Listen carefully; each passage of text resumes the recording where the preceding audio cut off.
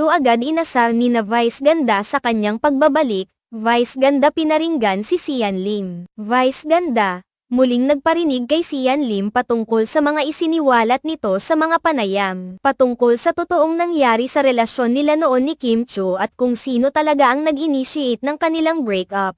Kaagad na inasar ng unkabogable star at It's Showtime host na si Vice Ganda si Kim Chu sa pagbabalik nito sa It's Showtime. Matapos ang pagliban ng ilang araw dahil sa pagiging abala sa mga ganap nila ng kanyang on-screen partner na si Paolo Avellino. Sa opening ng segment ng It's Showtime na Especially For You, habang binabasa ni Kim Chu ang linyang, "Sino ba ang bumitaw?" bigla na lamang sumingit ang kanyang mga co-hosts na sina Vice Ganda, Vong Navarro at Jong Hilario kung saan tinanong nila si Kim Chu kung sino nga ba ang totoong bumitaw. Ipinahayag pa ni Vice Ganda na marami umano siyang naririnig ngayon